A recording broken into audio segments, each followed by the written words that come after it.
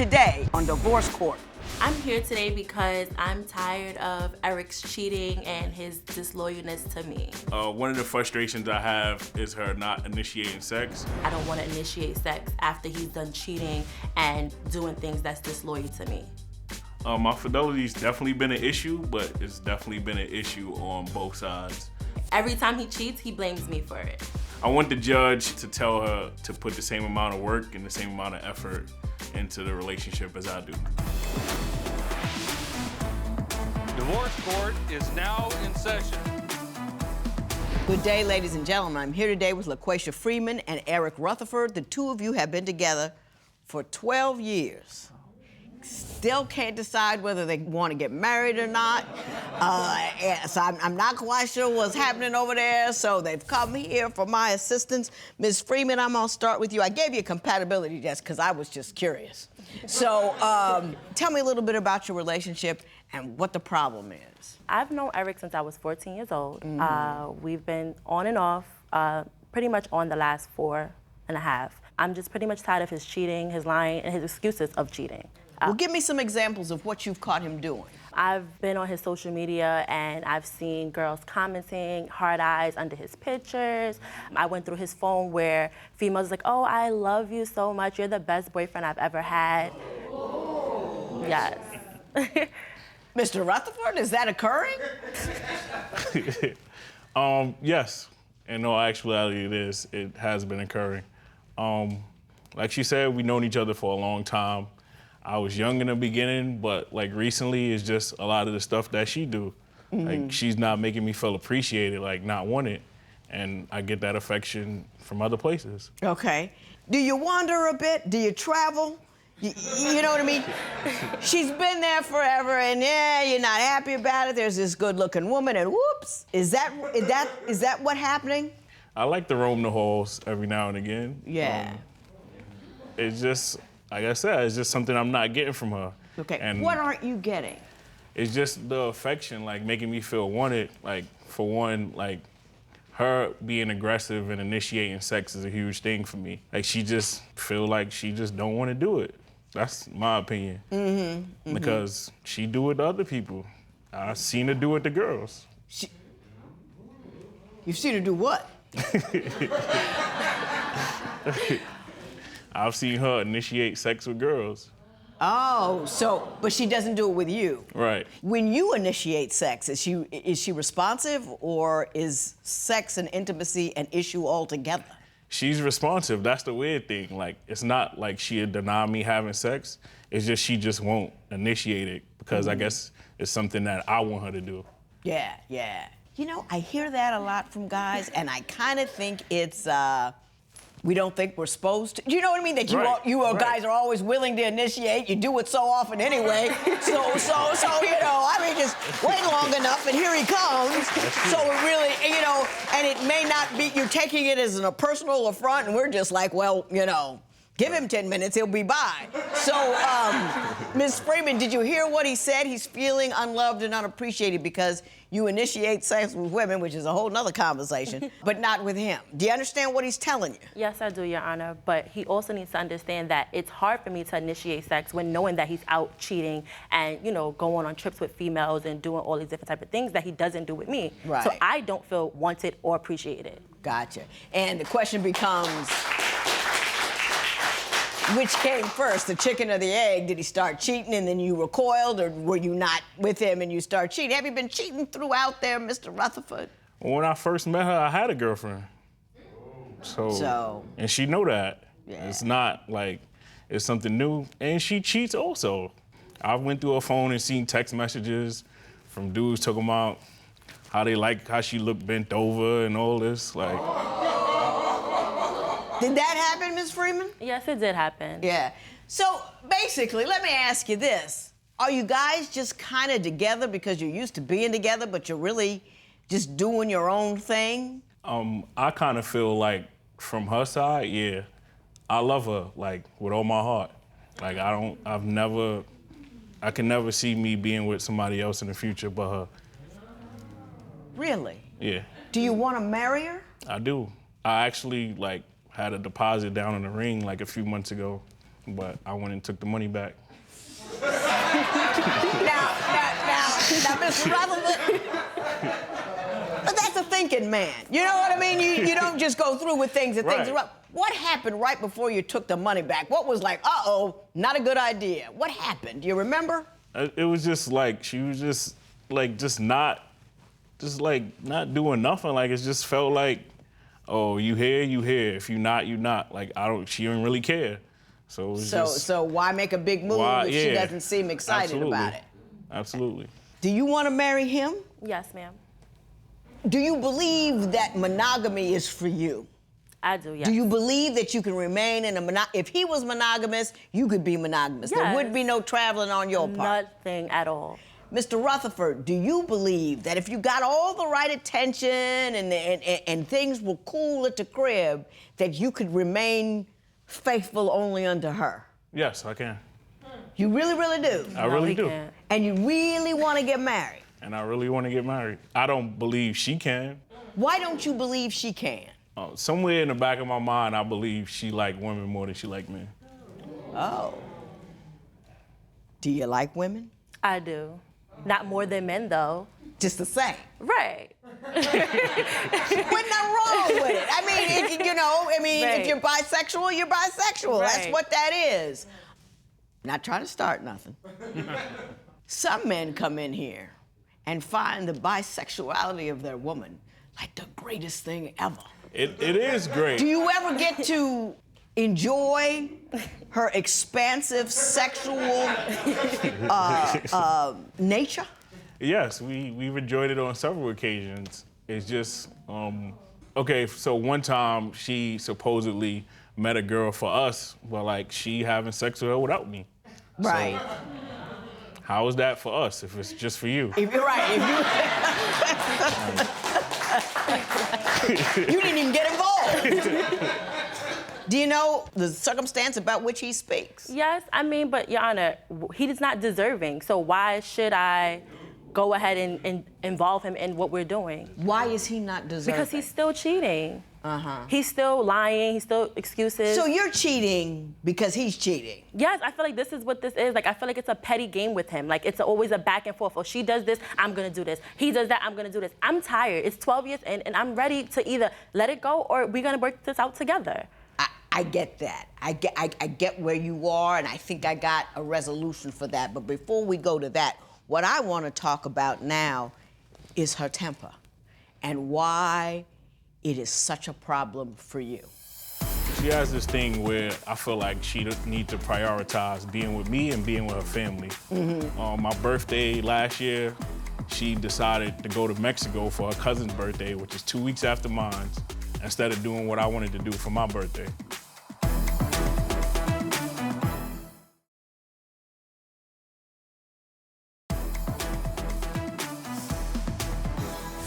Mr. Rutherford, I understand you believe she has a temper and attitude problem. Is that accurate? Yeah.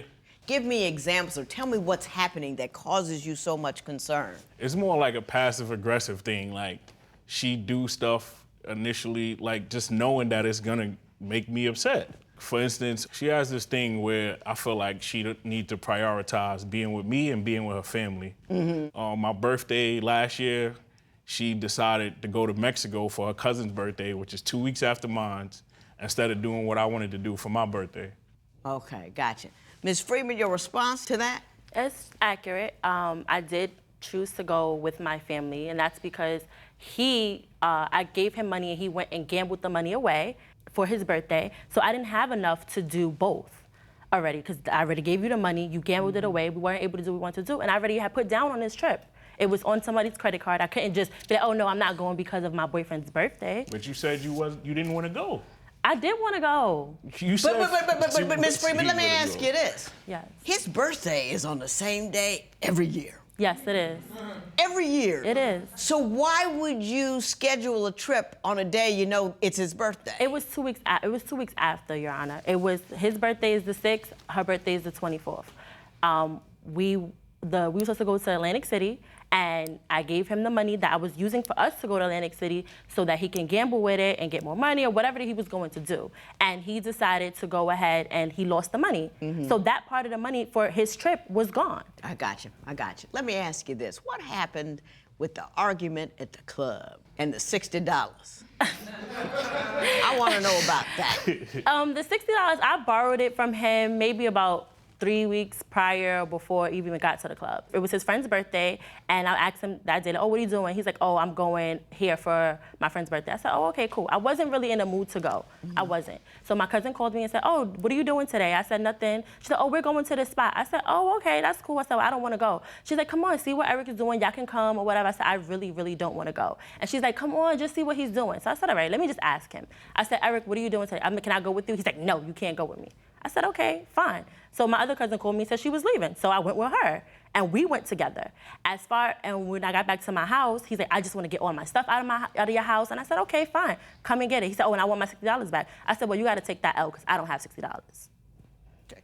Mr. Rutherford, is that an accurate reflection of what you remember, or is it something else entirely? Yeah, that's pretty much That's accurate. pretty much it? Yeah. Do you live in what I call the disassembled community? Are there a lot of couples, like long-term marriages in your community? Do you live a place where there are a lot of married people, a few divorces here, or everybody's single and mingling, and every once in a while somebody will pop up married? Yeah, everybody's like single. Single and mingling, every once in a while they'll pop up married. I call that disassembled, and it's not a bad thing, but it's not, I was raised in a, Ward and June Cleaver atmosphere. Everybody was married. Right. You know what I mean? Things are different when you are raised in a disassembled community. Disassembled, I don't mean that in a bad way. It's just simply, it's separated apart in strings instead of in twos. I got a whole theory that I'm gonna lay on you based on that. But before that, I want each of you to tell me what you don't like about one another, because I read your compatibility test and I was blown away. We're tussling back and forth. He goes and try to take my TV off the wall. He takes my couch out of my house, put it in a hallway, take it all the way downstairs, jumps on it, and then tells me to get it. Mr. Rutherford, did all of those things occur?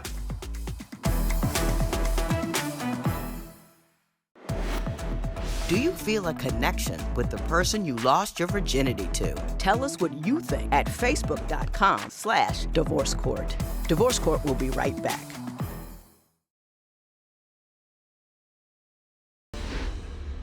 You had when I asked what's wrong with the other person, y'all just went for it.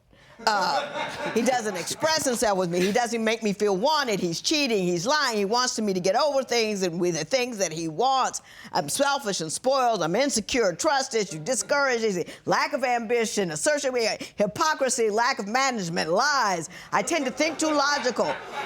I'm nonchalant. I believe. Y'all don't like each other at all. It was like, well, what is it? What's left? Say 3 things you like about her. I love her. That's not what you love her. That's a feel. That's how you feel. Okay. 3 things you like about her. I like her sense of humor. I like how comfortable she is with me. I like. Okay, I actually like the fact that she's family oriented. It's just a little bit too much sometimes. 3 things you like about him. I like the fact that he's protective. I like the fact that he's funny. I like that he's very caring, pretty much, when he wants to be. Does he have anger issues? Yes, he does. Tell me a circumstance in which his anger overcame him. Well, we can just go back to the $60 incident where right after I said that, he decides to snatch the Xbox out of my TV, and we're tussling back and forth. He goes to and try to take my TV off the wall. He then throws out the modem out the window. He takes all the food out of the refrigerator, throws it on the floor. He takes my couch out of my house, put it in a hallway, take it all the way downstairs, jumps on it, and then tells me to get it. Mr. Rutherford, did all of those things occur? Yeah. And you think you're too logical? No, it was just one time. That one time, my emotions definitely got the best of me. One time? Yeah, one time. You know what I'm gonna do for the rest of this? I like both of you. Yeah. You do a lot of bad stuff. But that don't mean you're bad people. I think your problem is a love in the hood problem. You know what I mean? And I'm gonna tell you a little bit about love in the hood and how to get it right. Describe how you now feel about your first love. Share your opinion on Twitter and Instagram at Divorce Court. Divorce Court will be right back.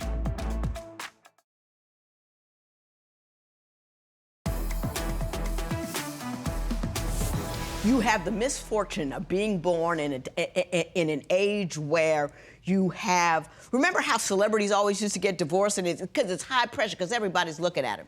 Everybody's looking at your relationship because you're doing Facebook and Twitter and Instagram, and everybody's worried about how they look towards the public. That's one problem you have. Now, the second problem you have, you live in a disassembled community where you don't have a lot of marriages to watch and to look and say, oh, this is how they do things, this is how they do the other things. You've got too many people involved in your relationship. If you want to be married, you got to be married to him. And he's got to come before your family. And you can't use your family to get back at him. You've got to be upfront and honest, and you can't come to love from a place of fear. And both of you are, well, she's doing this shady stuff, so I got to go out and be shadier so I don't feel like I'm being taken advantage of. You both do that. The thing is, oh, I'm hurt by her. I'm hurt by him. I feel hurt by what you did. Don't make you weak. Don't make you sad. It doesn't make it. Put it to him. Put it to her. This is what I felt. You know what I mean? Now, it's scary because it's a vulnerability. It's saying you hurt me by doing something. Then, if he or she comes to you with their pain, you come to them soft with, here's what I heard you say to me. And then you talk about what you heard you say. What would you like me to do? You know what I mean? Don't be so afraid that you're not coming out on top, that you have to go to third parties in order to even up the score. Come to each other, vulnerable, open, loving, and caring, and deal with your problem in the sanctity of your home. Are you with me with that? I am. It's a whole different way to approach things. It's a whole different way of looking at things. And there are certain things you can't post about. Don't ever, you know what I mean? I'm gonna send you to somebody who's gonna get you restart, and now you gotta forgive each other. You can't, oh, he's had one more cheat than me, she's done that. Bam, it's over, it's done. Mr. Rutherford, meet Miss Freeman. Miss Freeman, meet Mr. Rutherford. He's never done anything bad to you. She's never done anything bad to you. Stop that today. Don't go back to it. Don't entertain it, because who knows who went first and who knows who did who worse. We don't know. We'll never figure that out. And you both love each other and want to be with each other, but you're stuck with what you've done to each other. So let's all call it even. Let's call it a day. But you understand what I'm saying? Absolutely. You want each other. You want to love each other. You just don't know how. Ooh, I got a book to tell you. It's called Making Marriage Work. Read it together. But you have to step back of what you were, forgive each other for what you've done, and then love each other like it's just the two of you and not your entire community. You with me? Yeah. You hear me? I hear you. I got it. This matter is adjourned.